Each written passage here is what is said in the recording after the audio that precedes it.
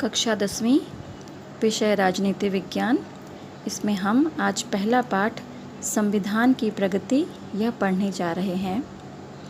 इस पाठ में हम किस प्रकार हमारे भारतीय संविधान ने भारत को धर्मनिरपेक्ष, लोकतांत्रिक और गणराज्य बनाने का उद्देश्य रखा है यह हम देखेंगे। साथ ही साथ हमारे भारतीय संविधान ने भारत को धर्मनिरपेक्ष राज्य बनाने का उद्देश्य रखा है। नागरिकों को न्याय मिले, उनकी स्वतंत्रता अबाधित रहे, इसके लिए संविधान में कई महत्वपूर्ण प्रावधान किए गए हैं। सामाजिक न्याय व समता पर आधारित प्रगतिशील व विकसित समाज निर्माण के साधन के रूप में भारतीय संविधान की ओर देखा जाता है। 15 अगस्त 1947 को हमारा देश अंग्रेज़ों की गुलामी से आज़ाद हुआ।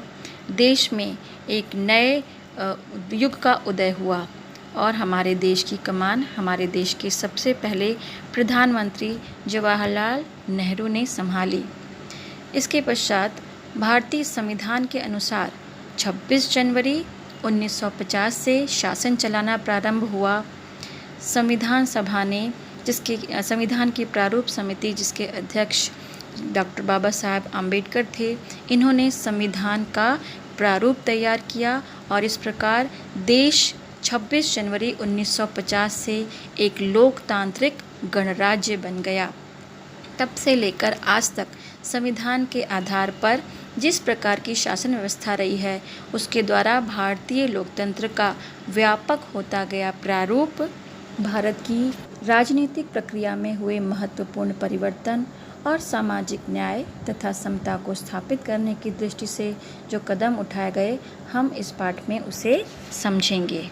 इस पाठ में हम लोकतंत्र, सामाजिक न्याय और समता, न्याय व्यवस्था, इन तीन मुद्दों को समझेंगे।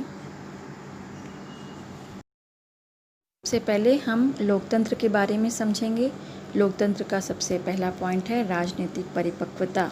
इसके अंतर्गत हर 5 वर्ष पर हमारे देश में निष्पक्ष चुनाव होते हैं और यही हमारे लोकतंत्र की सबसे बड़ी उपलब्धि है और इस तरह भारत में लोकतंत्र व्यापक स्तर पर सफल हुआ है।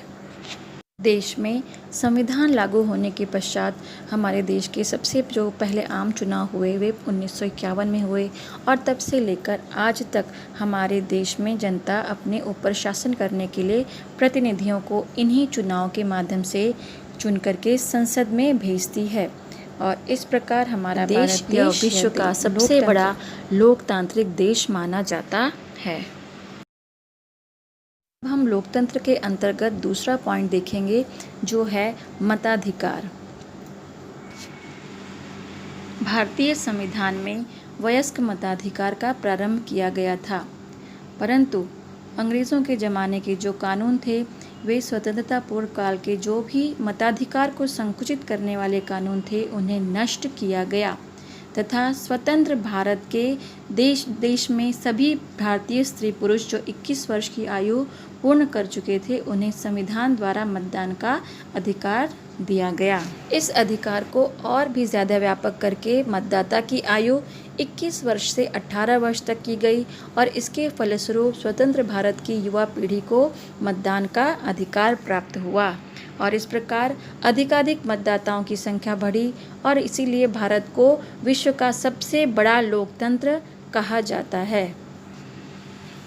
इन युवा मतदाताओं की संख्या बढ़ने से ही भारतीय लोकतंत्र को विश्व का सबसे बड़ा लोकतंत्र माना जाता है। विश्व में सबसे अधिक मतदाताओं की संख्या केवल भारत में ही पाई जाती है।